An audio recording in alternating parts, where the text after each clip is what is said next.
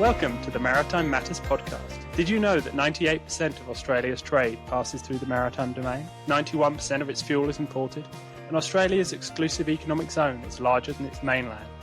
It's easy to see that to Australia, maritime matters. Maritime Matters is the podcast where we break down what the week's events mean for Australia's maritime security and the wider Indo-Pacific. Hello, welcome to Maritime Matters. My name's Richard Dunley and I'm joined by my co-host Jennifer Parker.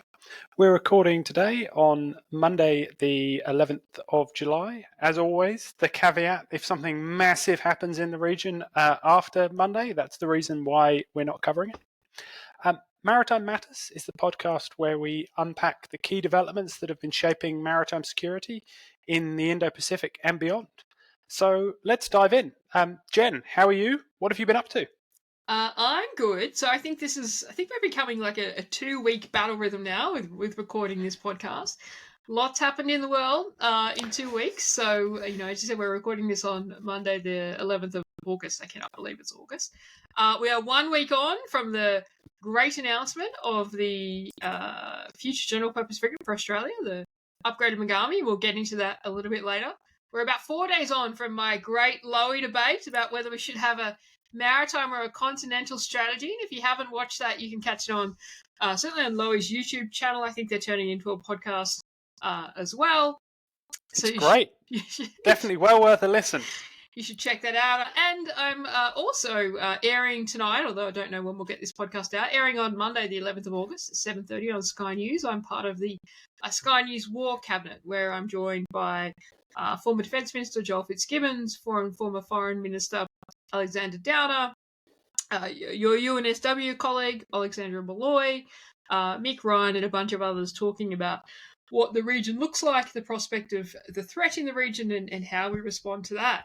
So that's me. Richard, what have you been up to? Excellent. So the main thing I've been up to this week has been watching your debate and trying to crack on with a bunch of rather boring things. But other than that, a lot's been happening in the region more broadly. Talisman Sabre has finally wrapped up. We've covered that in the past couple of episodes. And there's been the Prime Minister's been in New Zealand, the Australian Prime Minister, engaging with his New Zealand colleague. And that relationship, certainly in terms of defence and security, is something that I think is definitely changing and is worth watching. Anyway, we ought to crack on. What has been happening in terms of regional developments in the past couple of weeks beyond those two kind of big ticket items?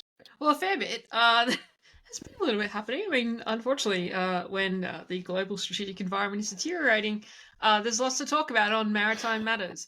But I guess on a positive thing, we've seen HMAS Brisbane. HMAS Brisbane has just deployed on the regional presence deployment. So this is when Australia sends a ship, you corrected me last time saying up top. So to Southeast Asia and Northeast Asia to conduct a series of exercises and port visits. This is the third iteration of the regional presence deployment that's occurred in 2025. We saw Hobart, I think it was, at the beginning of the year. Sydney came back recently via Talisman Sabre, and now HMAS Brisbane. From the reporting, it looks like HMAS Brisbane, well, they kind of, at the start of their regional presence deployment, they did join the UK Carrier Strike Group. We spoke about the Prince of Wales in the last podcast, did some operations with the UK Carrier Strike Group under Operation High Mast. And now it looks like she has a few port visits planned, certainly to the Philippines and Japan. And as part of that Philippines engagement, we'll be participating in the exercise Alon 25, which is coming up. We don't have the exact dates. We did talk about it on our podcast last year. It is quite a significant exercise, quite a large exercise. Brisbane's on a regional presence deployment. I still have my reservations about the regional presence deployments. I think we spoke about this on a podcast a couple of episodes ago. Look, I think it's fantastic to see this level of engagement in the region. And one of the benefits of sending a single ship is that actually throughout 2025, Australia has maintained a fairly persistent presence in Southeast Asia and Northeast Asia through the three destroyer deployments. One of the downsides, though, is that the Royal Australian Navy went through a little bit of kind of soul searching around 2013, 2014 about the benefits of single ship deployments versus task group deployments. And we saw a couple of years later the Indo-Pacific Endeavour construct develop, which was quite a large task group deployment to the region. But we've moved back to this kind of sending a single ship. So yes, it gives persistence, but it doesn't necessarily send that key message as part of our deterrence strategy. So I'm always kind of a little bit hesitant about whether this is the best strategy. Any comments? I think last time we talked about this, you disagree with me. So No, not specifically. I think that there's value both ways, particularly in terms of the persistence of presence in these kind of areas, and particularly thinking about the Philippines and South China Sea, and kind of consistent engagement. And I think there's real value in that, as opposed to your kind of one or two big showpiece engagements and then nothing for a long period of time. I think that the way Chinese action in the South China Sea plays out, actually persistence and presence matter. So I can see there's definitely both sides there. The thing that I do think is quite interesting is the use of the DDGs for this, and the consistent use of now all three DDGs for the regional presence deployments. Obviously, they offer a far greater capability than something like an ANZAC, but I get your point, and perhaps where there's a crossover here in terms of the ability to then do anything else is severely constrained if your key assets are consistently being used for this kind of operational tasking. So I think there's kind of questions or things that are worth picking out a little bit there. Yeah, definitely. And I think also, when it comes to kind of the idea of single ship steaming versus task group, there's a question about readiness, skill sets, and trainings, and the comfort of, if you're creating a culture where sailors and officers are used to operating as a single ship, what is their comfort in integrating into a larger task group? Of course, this is mitigated a little bit. We did see Brisbane in the UK carry a strike group, and Brisbane is going to exercise a lot. But it's just a broader point, harking back to those debates 10 years ago about the task group versus single ship deployments. Speaking of ship deployments, so we haven't heard a lot about the LHDs recently with the Royal Australian Navy, apart from, I think it was about 6 weeks ago now, we saw the ANAO audit that raised some concerns about the management of the maintenance and their operational availability. That said, really pleasing to see HMAS Adelaide is down in Hobart. There's a report out from Defence. They're doing a 5-day visit. Lots of good staff, open days, that sort of thing, which is certainly good imagery, but also really good from a recruiting perspective, I would suspect. Yeah, and there were some positive ADF numbers out this week, which I saw you were commenting on the news. Always slightly perhaps two sides to all of those coins, but numbers going up is always a good thing. It is, and actually we haven't really kind of talked to the details, but the reporting is so Defence released some numbers. I think the day before the Mogami was announced, so Monday last week. Talking about the fact that the ADF had grown by about 1,800 people in the last 12 months. Is it meeting its target rate? No. In estimates this year, so in Feb, in estimates this year, we did see the Chief FERS, Lieutenant General Fox, say that they were meeting about 72% of their target rates. But bearing in mind, Defence is trying to grow quite exponentially right now. So in 2022, the Defence workforce growth announcement was announced by the previous government. And from 24, that was meant to be exponential growth, which I think there are always questions about the feasibility of that. But it is really important to say Defence has grown by 1,800. The ADF has grown by 1,800 in the last 12 months, because actually the 12 months prior to that, the ADF actually contracted. So it actually contracted by 125 personnel. So this is good. Some increased numbers for Navy, some increased numbers for Air Force, and Army as well seem to have gotten over the hump of some of their recruitment issues. But still a long way from the numbers that Defence is meant to be achieving. So there's some good news, but you've got to put it in the context of the broader numbers. Yep, absolutely. But the increasing visibility of the ADF through things like Adelaide's port visit hopefully will help in elements of this, and I guess that kind of engagement and visibility of the ADF is something that can only be a positive thing. Yeah, and I would say the press associated with Talisman Sabre as well. I mean, I think I sang the praises of Talisman Sabre last podcast, so I won't get into it. But I think that was quite impressive. There's a lot of information coming out about Talisman Sabre. It was in the press a lot, so those kind of things I think help that conversation. In other developments in the region, there's been another incident around Scarborough Shoal. There was a Philippine Coast Guard vessel which was escorting other vessels, which were, I think, Philippine government fisheries vessels. And the Chinese Coast Guard was trying to effectively chase the Philippine Coast Guard vessel off. And in the process, it managed to collide with a Chinese warship. So the Chinese Coast Guard vessel collided with the Chinese warship. And there was some reasonably significant damage done to the Chinese Coast Guard vessel. Now, the Philippines, perhaps unsurprisingly, have sought to highlight this, including highlighting the fact that they then offered assistance to the Chinese Coast Guard vessel. They don't make it clear whether or not that assistance was taken up. But there was clearly, this is part of the risk of the, I guess, the very risky and dangerous tactics employed by Chinese vessels, both military, but particularly Coast Guard and maritime militia in the waters off the Philippines and within the Philippines EEZ. So this kind of activity, we've seen it enough times in terms of Chinese Coast Guard vessels making contact with Philippine Coast Guard vessels. And in this instance, it looks like the Chinese Coast Guard managed to make something of a misjudgment. But I guess coming back to the broader point, this is the type of approach that the Chinese can do because they have the resources to burn in order to do so. And they can take risks and have much larger and more kind of seaworthy in many ways platforms, and they can take risks that other sides can't. So it speaks to a few of the dynamics that are at play in the South China Sea. What were your thoughts on this one? I'm sure you've got a few with your ship driver's hat on.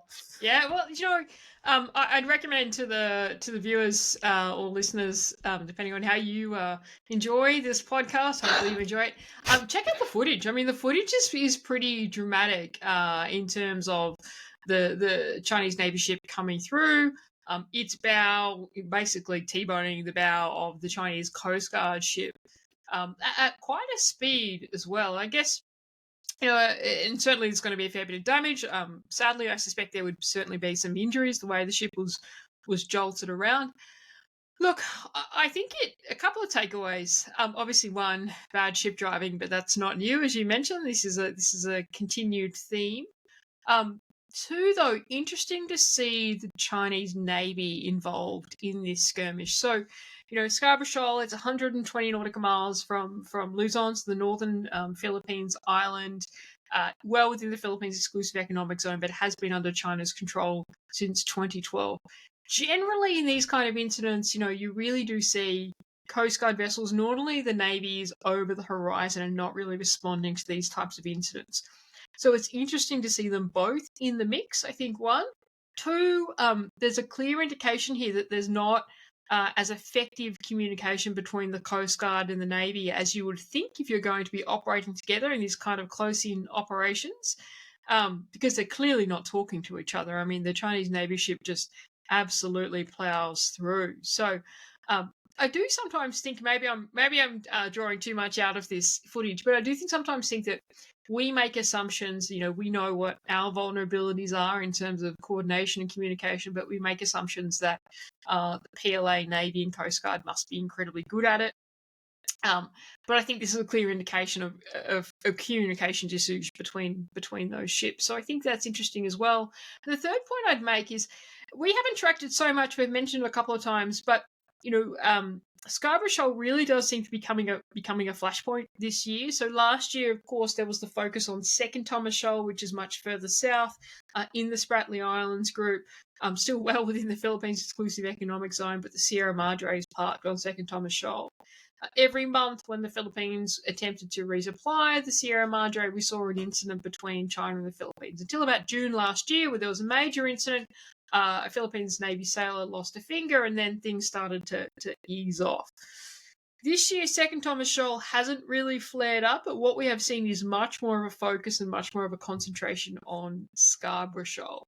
And there is a view that Scarborough Shoal is one of those, for want of a better term, red lines in terms of, China's had control of it since 2012, hasn't sought to militarize it, but if you look at Scarborough Shoal on a map, you can see it would be a very significant outpost if they did militarize it. So I think it'd be interesting to see how this develops, and certainly if you enjoy watching ship driving or bad ship driving, then definitely check out the footage on that one. Excellent. Other news in terms of Chinese Coast Guard vessels, there was a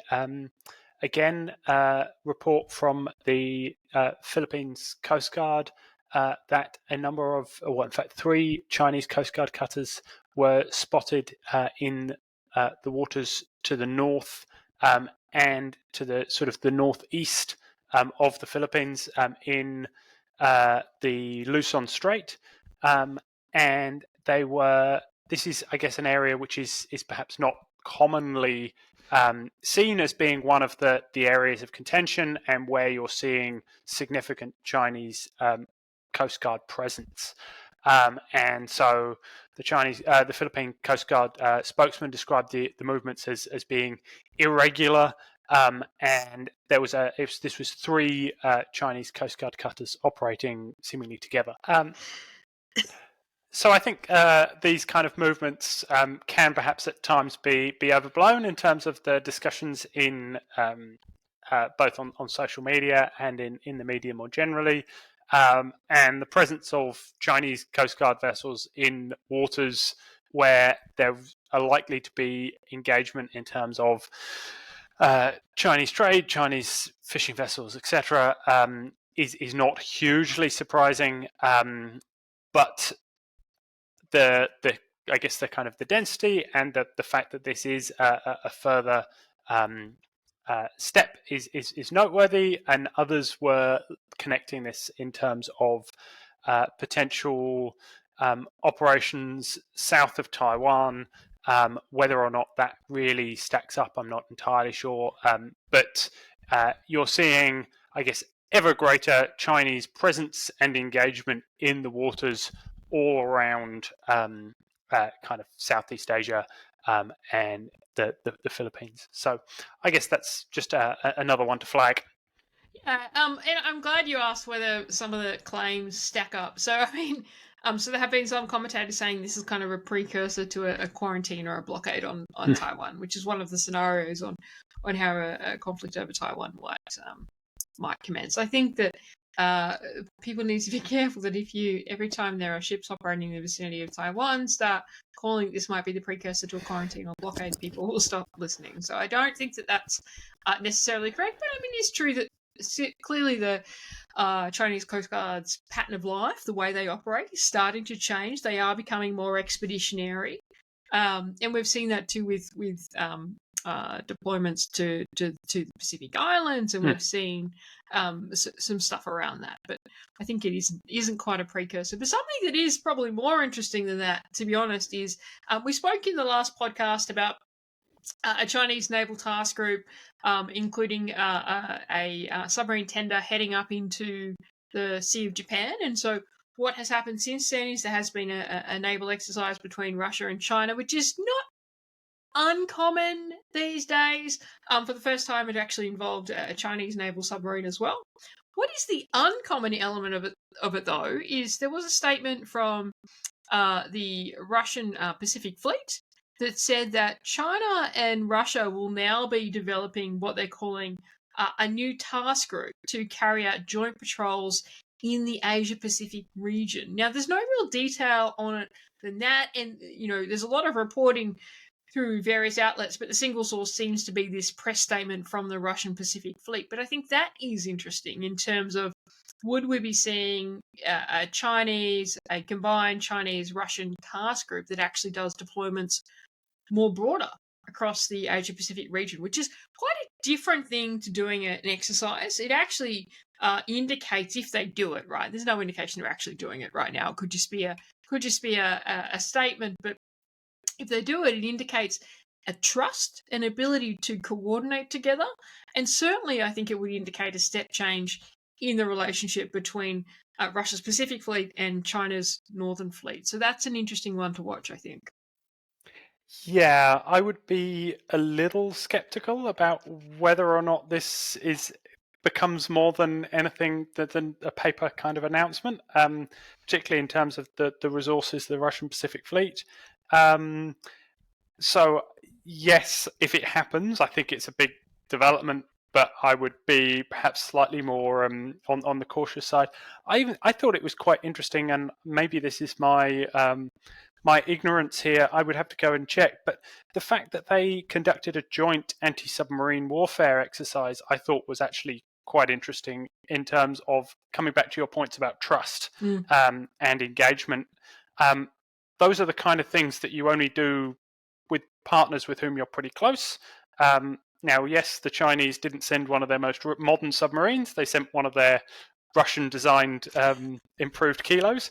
But this idea of operating in this kind of way, these really high-end warfighting type drills, the fact that they're doing them together, I thought was interesting. Now, I'm sure somebody will come on here and tell me that they've been doing this regularly, but it kind of my sense is that this is a slight step up from that which we have seen before, many of which the engagements have seemed kind of rather performative, more, and this feels like there's a bit more tangible, or at least from the statements, there was something rather more tangible involved.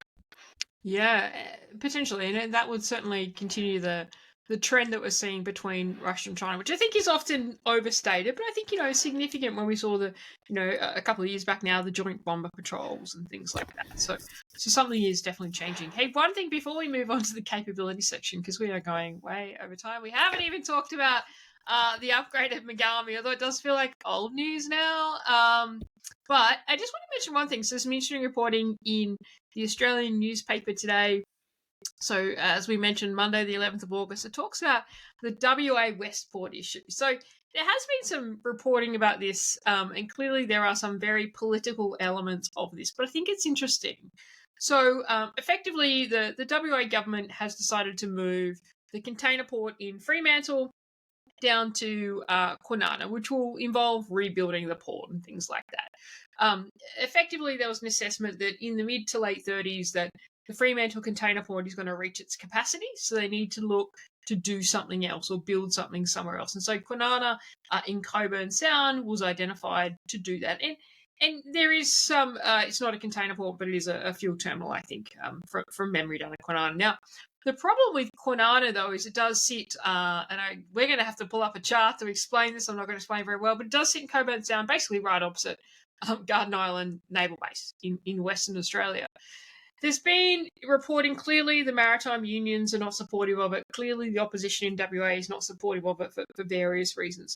But the interesting reporting today was actually a former Deputy Chief of Air Force has come out, John Blackburn, and a former Naval Commodore, Vince DiPietro, who was the former commanding officer of HMAS Stirling, going back quite a while ago, right? Certainly pre-AUKUS and things like that. They've raised concerns that moving what is called Westports, the container port in Fremantle, down to Kwinana is actually a security risk for Garden Island Naval Base, and they've linked it to the security risk around AUKUS submarines, and specifically SRF West, which is the US and UK submarines rotating through. Now, I think there's a bit of a timeline discrepancy there because from what I can find online anyway, the WA government is talking about doing this from kind of the early 2030s, so it's not quite right now. The scenario comes up that you could see a container on one of these ships with drones and, an Operation Spiderweb thing on Garden Island, which is possible, not necessarily plausible.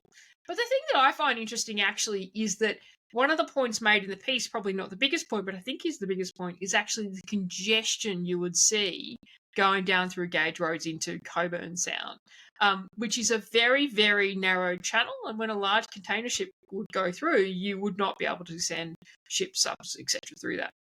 Now, of course, that is the case already, but what we're talking about is a significant increase in the ships going through there. So the Port of Fremantle currently has, Google tells me anyway, between 10 and 11 container ships visiting a day.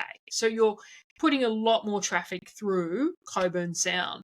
So I think this is an interesting one to watch. The point that I kind of draw out from it, though, and this is a point that we will be making in a joint publication that we're working on, Richard and I, with some others that'll come out later in the year about maritime strategy, is are we really thinking about our maritime infrastructure from a security perspective? I mean, I don't necessarily have a huge issue with Westport moving, but it's what kind of coordination is happening at the national level with respect to this, and do we have a national coordination mechanism, right? Some other countries have a department or an area within a department like PMNC that is responsible for national maritime strategy and security, but we don't. So when you look at the Darwin Ports issue, you look at this, although this might be over-egged, there is a question about should we have a national body that coordinates. Anyway. We're going to get into capability and Mogamis or upgraded Mogamis. So this has been quite a long-running saga, as Jen pointed out in an excellent Twitter thread just before the announcement.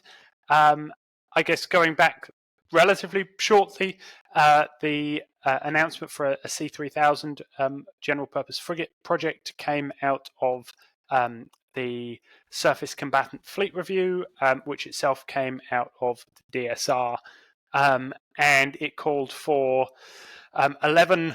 The acquisition of up to 11 frigates, and these were to be drawn from one of initially 4 or potentially 5 different designs options, and then they were down selected to 2, which was a German TKMS option or a Japanese Mogami option or upgraded Mogami option.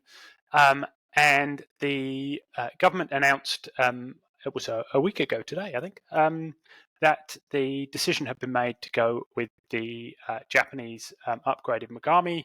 The first 3 hulls are supposedly to be delivered or come off the Japanese line, and then the remaining 8 are at least nominally to be built in Western Australia. We can perhaps discuss that one a little bit later on. There's been kind of widespread, I guess, positive vibes, I would say, about the announcement in the commentariat, at least, with a particular focus on the kind of both the number of missile cells and the armament of the Mogami, the fact that it requires fewer personnel than the TKMS MECO option. And in particular, a lot of it has focused around the strategic ties with Japan and the fact that it's cementing this strategic relationship. So it's been generally viewed as very much of a positive story. What's your take on the final decision on C-3000?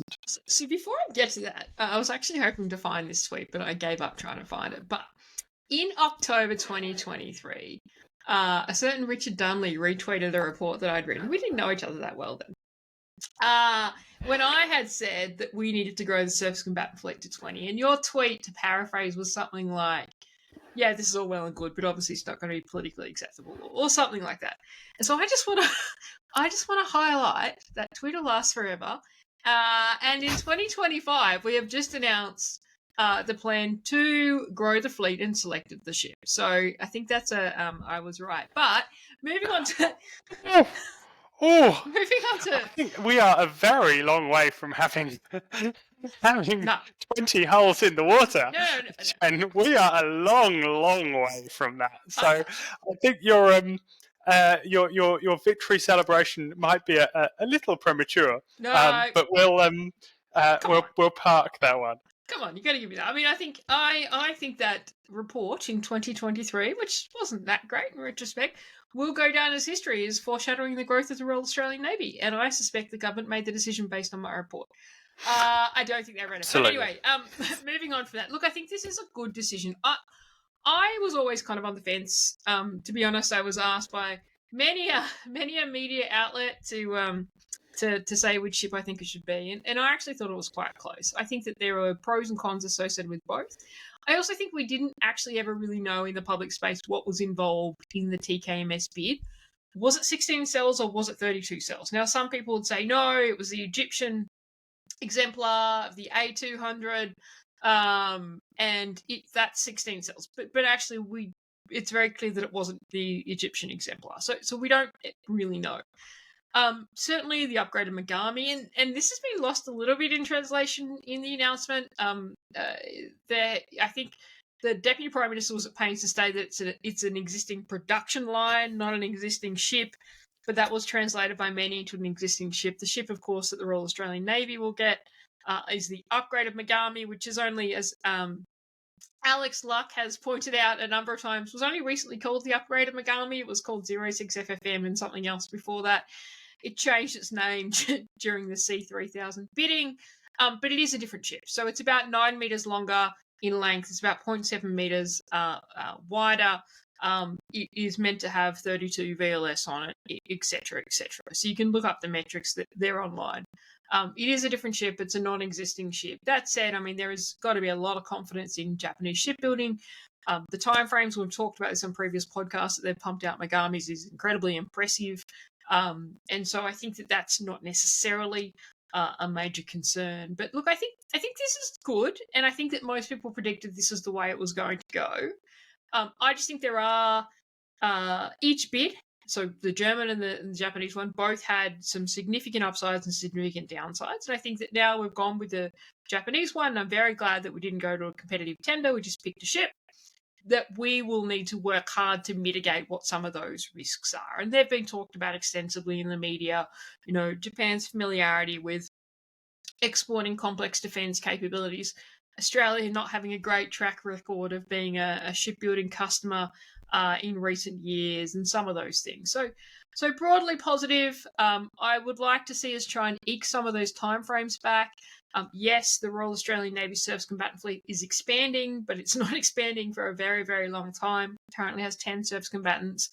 It'll go down to 9 next year. Because of the age of the Anzacs, I suspect you're not getting the operational availability out of them that you would like of a normal frigate. So, yes, you might have 9 on paper. You've probably got a lot less than that. And then, you know, we know that it won't start to build until 2030 is when the first upgraded Mogami is meant to be commissioned. You're at 10, which is where we are now. By 2034, you're at 12, maybe 13 if the first Hunter comes online. So I think that we probably need to do some work of seeing, can we accelerate the Hunter, and is there any way to accelerate the general purpose frigate more? Of course, that comes with risk, and it's a trade-off. But look, broadly, I think it was a positive decision. It was the way that most people expected to go. I do think the decision was probably based a lot more on the capability than it was actually on the strategic relationship elements.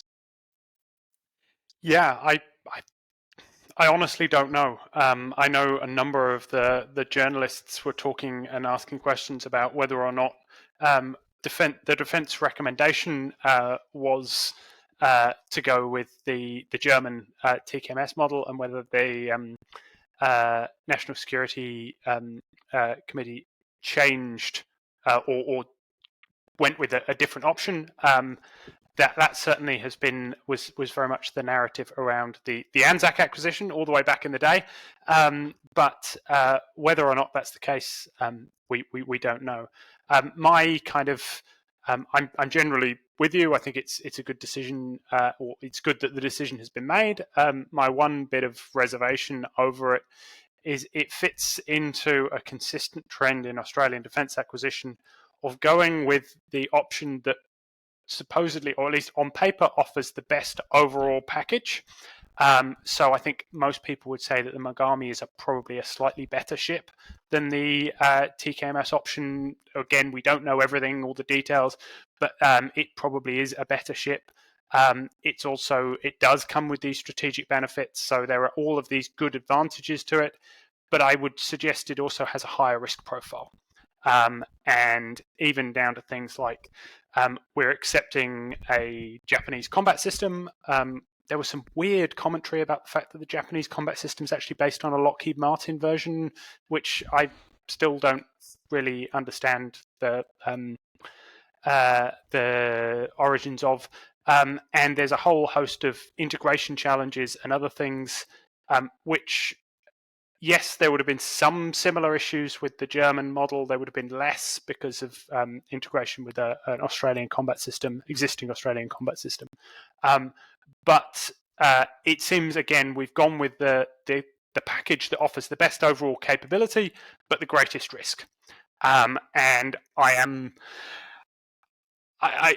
just leaves me quite uncomfortable. Having looked at a number of these projects, written about some of these projects, that decision-making process seems so deeply ingrained in Australian defence acquisition, and has caused a lot of problems over the years. So I'm just fingers crossed that this is not going to be one of them.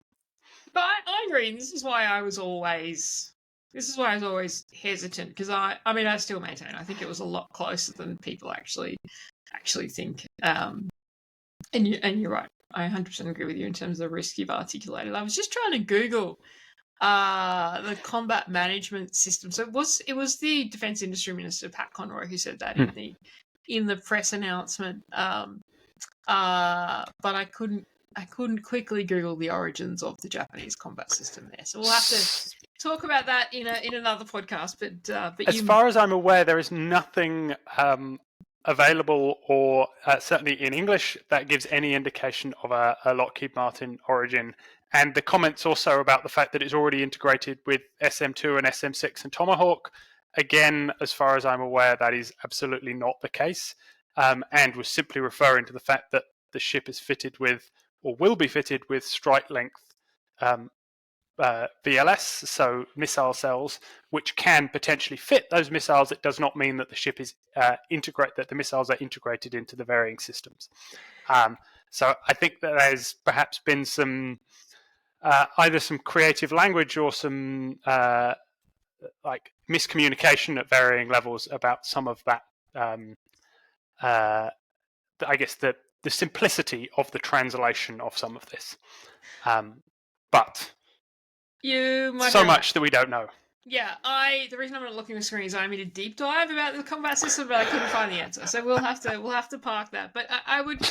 You're right, but it was the Defence Industry Minister who said that. Yes.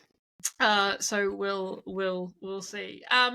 What else apart from the Mogami? I mean, we are well over time, but I think there's come an interesting thing. Oh, hang on.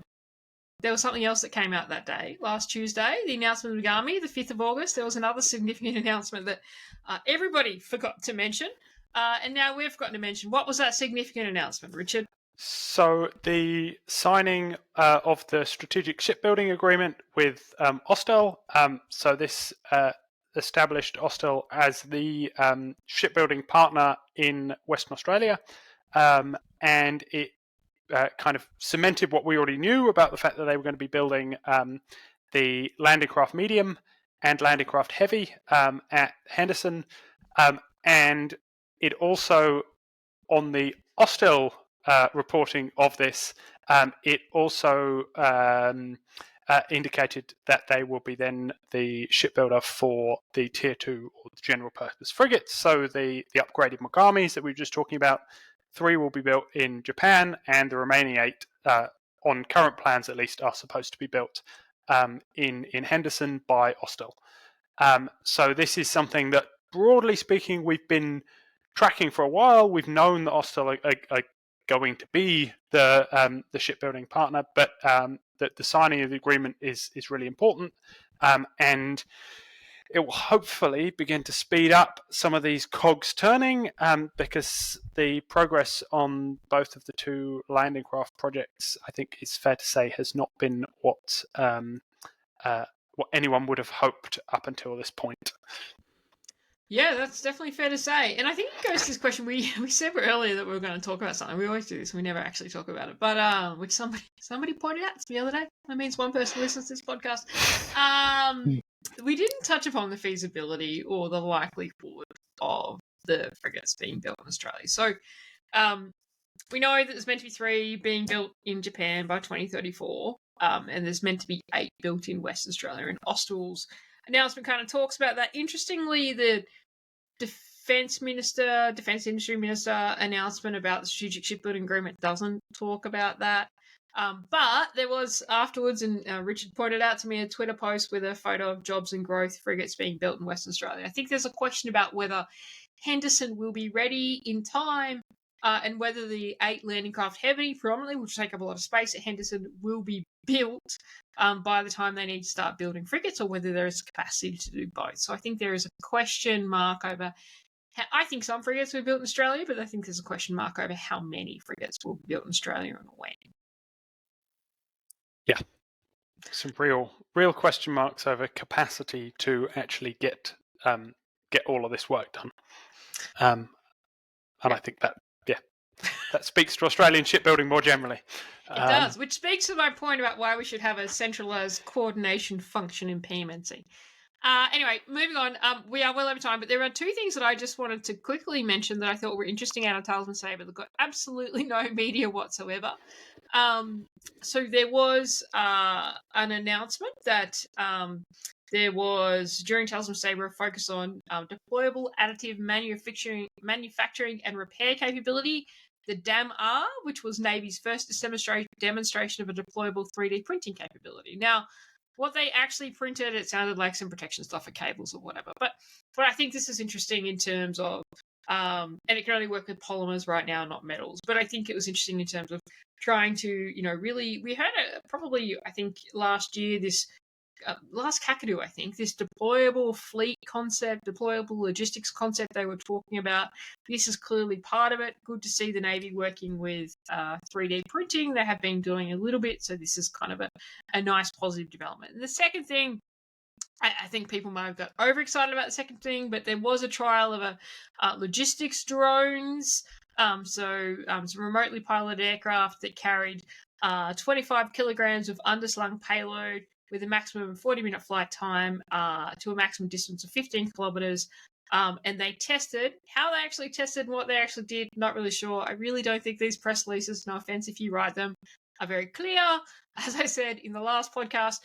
But I guess what it kind of showed is that Navy is exploring using UAVs to deliver logistics at sea, which, I mean, a 40-minute flight time, 25-kilogram payload, and a 15-kilometer radius is not very useful. But it is a proof of concept. So I think that's also a really interesting development out of Talisman Sabre that didn't get any press.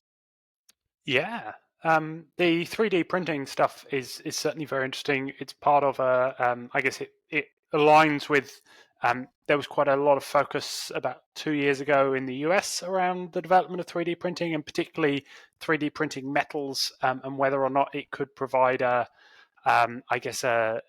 boost to American submarine production and submarine maintenance issues, and around that. And there was also, I think the Americans were trialing 3D printing one of their carriers, Yes. but I might be wrong on that. So I think, again, really good to see. Definitely something that is going to be important in terms of trying to avoid I guess all of the ties back to the bases in the south of Australia. Anything that can be done to improve, I guess, that kind of resilience piece in terms of operations, deployable operations and operations based out of Northern Australia has got to be a good thing. In terms of the VertRep drones, again, as you say, the 25 kilos, I'm not entirely sure what weight a VertRep would normally be, but I suspect it might be rather larger than that.